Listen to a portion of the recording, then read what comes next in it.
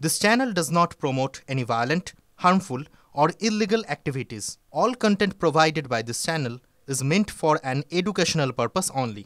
Top quality और consistent performance के लिए सिर्फ सिल्वर पंप नाम याद रखना। একথা শুধু এখন মিঠুন চক্রবর্তী বললে আর শুভেন্দু অধিকারী বললে আপনারা লাপাতে লাপাতে চলে এলেন। হ্যাঁ, যখন হুমায়ুন কবির বলে একই তো কথা বলেছে যে হিন্দুরা ভোট দেয় না, পান্তা খেয়ে ঘুমোয়। সেই জাগদে বলেছে মিঠুন দা, সেটা জাগদে বলেছেন। শুভেন্দুবাবু সেটাকে জাগদে বলেছেন। এটা তো সত্যি কথা যে বাংলাদেশ দেখি যদি আজকে এপার বাংলার মানুষ আমরা না বুঝি, না শিখি, তাহলে আর কবে শিখবো? তাহলে আর কোনোদিন শিখবো না। 2024 সালে বিজেপির ফল খারাপ নিয়ে বিস্ফোরক মিঠুন চক্রবর্তী লড়াইটা তৃণমূলের বিরুদ্ধে ছিল না, ছিল নিজেদের মধ্যে। 26-এ সেটা হতে দেখুন। দেখুন, এটা মিঠুনদার নিজস্ব বক্তব্য, এই বিষয়ে আমি কোনো মন্তব্য করব না। হ্যাঁ, আমাদের ভেতরে কি ছিল না ছিল সেটা নিশ্চয়ই আমরা এখানে আলোচনা করব না, কিন্তু মানুষ আমাদের ভোট দিয়েছিল, আমরা সর্বক্ষেত্রে সঠিকভাবে তার প্রয়োগ বা ব্যবহার, ইউটিলাইজেশন আমরা করাতে পারিনি। দল নতুন ছিল, দলের আইডিয়া কনসেপ্ট কম ছিল। হ্যাঁ, আজকে দল মাটির সঙ্গে অনেক বেশি সম্পৃক্ত, মাটিটাকে তারা চিনতে এবং বুঝতে অনেক বেশি ভালো পারছে। আর 24-এর ন্যারেটিভ বোঝানো হয় যে রেজাল্ট খারাপ হয়েছে, মোটেও না। 24-এ আপনি কটা সিট গুনছেন, ভোট গুনছেন না। আপনি ভোট গুনছেন না। আপনি যদি ভোট অনুযায়ী দেখেন যে ভোট আমাদের 21-এর থেকে 24-এ 5 লাখ বেশি, ওদের 5 লাখ কম। নো ভোট টু বিজেপি মানে কি? নো ভোট টু বিজেপি মানে ভোট টু তৃণমূল। লোকে সিপিএমকে ভোট দেবে কেন? অতি বড় সিপিএম অন্ধ সমর্থক, হ্যাঁ, ডেডলি সিপিএম, সেও জানে সিপিএম আসবে না। সেও জানে সিপিএমকে ভোট দেওয়ার অর্থ একটা ভোট নষ্ট করা। আপনাকে আপনার পয়লা নম্বর দুশ্মন চিহ্নিত করতে হবে, রাজনৈতিকভাবে বলছি। আপনাকে আপনার পয়লা নম্বর দুশ্মন চিহ্নিত করতে হবে এবারের নির্বাচন। যদি মনে হয় যে আপনার সিপিএম এবং কংগ্রেসি সমর্থকদের বা কর্মীদের যদি মনে হয় আপনার 1 নম্বর শত্রু তৃণমূল, তাহলে আপনারা বিজেপিকে ভোট দেবেন। আর যদি আপনাদের মনে হয় যে আপনাদের একমাত্র শত্রু, 1 নম্বর শত্রু বিজেপি, তাহলে আপনারা তৃণমূলকে ভোট দেবেন। তারপরে আপনারা 31-এ গিয়ে আবার রাজনৈতিকভাবে কম্পিটিশন করবেন।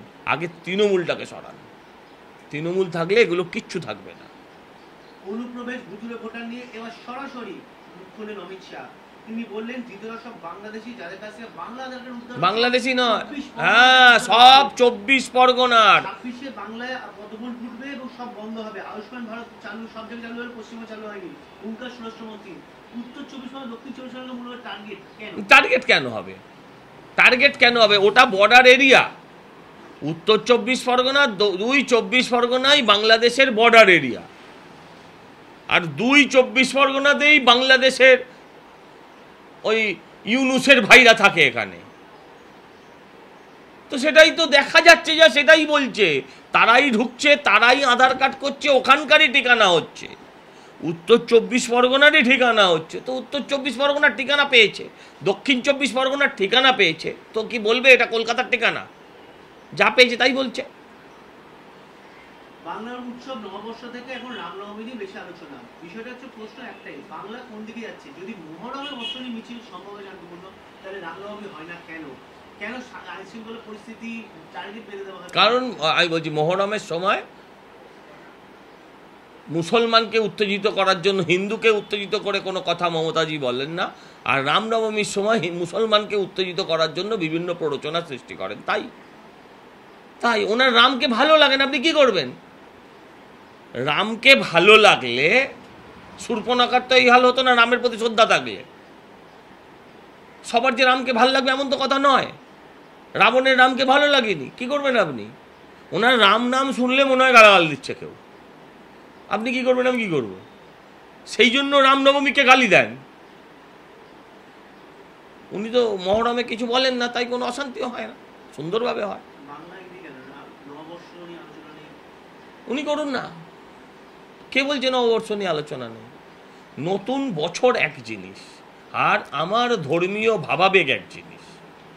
তবে আমি থ্যাংক ইউ বলবো মমতা বন্দ্যোপাধ্যায়কে, হিন্দুদের ইউনাইটেড করার জন্য ওনার যে ভূমিকা সেটা কিন্তু ইতিহাসে লেখা থাকে। হিন্দুদের ইউনাইটেড করার জন্য ওনার ভূমিকা, হুমায়ুন কবিরের ভূমিকা, ববি হাকিমের ভূমিকা, এগুলো কিন্তু মানুষ দীর্ঘদিন মনে রাখবে। রাজ্যসভার সাংসদ ঋতব্রত বন্দ্যোপাধ্যায় প্রশ্নের উত্তরে এটা জানিয়েছে কেন্দ্রীয় মন্ত্রক, কেন্দ্রীয় সংস্কৃতি মন্ত্রক, মূলত এটা নিয়ে রাজনৈতিক মহলে চর্চা শুরু হয়েছে। না না, যদি এরম হয় যে বাঙালিদের বলে তাদের কোনো স্ট্যাচু বসবে না, তাহলে আমার প্রতিবাদ আছে। বাঙালিদের বলে কোনো স্ট্যাচু বসবে না, এরম কথা বোধহয় কেন্দ্রীয় মন্ত্রক বলছে না, উনি বিভ্রান্ত করছেন। এসব পলিসি ওরা ভালো জানে, একাধবার ফেসে গেছে ট্র্যাপে জেদ বার করে করে, কিন্তু এসব পলিসি জানে কি করে বিভ্রান্ত করতে হয়। আরও ডিটেলসটা সামনে আসুক, তারপর এটা নিয়ে বলব। গোষ্ঠী সংঘর্ষ বলছেন কেন? বলুন সাম্প্রদায়িক সংঘর্ষ। হ্যাঁ হ্যাঁ, সাম্প্রদায়িক সম্প্রীতি রক্ষার কথা বললেও বারবার করে সাম্প্রদায়িক সংঘর্ষে জড়িয়ে পড়ছে পশ্চিমবঙ্গের বিভিন্ন জেলা এলাকায় বা হাই এলাকায় বিএসএফকে মোতায়েন করতে হচ্ছে সাম্প্রদায়িক সম্প্রীতির রক্ষায়। কালকে যদি বিএসএফ না আসতো তাহলে বহু হিন্দুর প্রাণ যেত, বহু ঘর জ্বলতো, বাংলাদেশ হতো আরেকটা। কালকে ওখানে বিএসএফ নেমে এই সমস্ত শান্তি বাহিনীকে শান্ত করতে পেরেছে। হ্যাঁ, আমি বলি মমতা বন্দ্যোপাধ্যায় তো পুলিশ মন্ত্রী, একটা মন্তব্য করেছেন? একটা টুইট বার্তা দিয়ে শান্তিতে থাকার আবেদন করেছেন? কালকে যে ঘটনা ঘটেছে, ওখানে নেট বন্ধ, সমস্ত কিছু বন্ধ, অর্ধেক ছবি আসছে না, যে ধরনেরই ছবি দেখতে পাচ্ছি, সেটা একটা ভয়ঙ্কর ঘটনা। এ রাজ্যে দিনের আলোয় পুলিশের সামনে গাড়ি থেকে বাড়ি সব ভেঙে দিচ্ছে, বলছে গাড়ি তুমি রাস্তায় বেরিয়েছো কেন? এ কি কথা?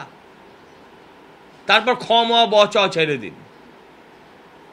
এদের জন্য সত্যিই আপনি বলুন বুলডোজার ছাড়া আর কি ওষুধ হতে পারে?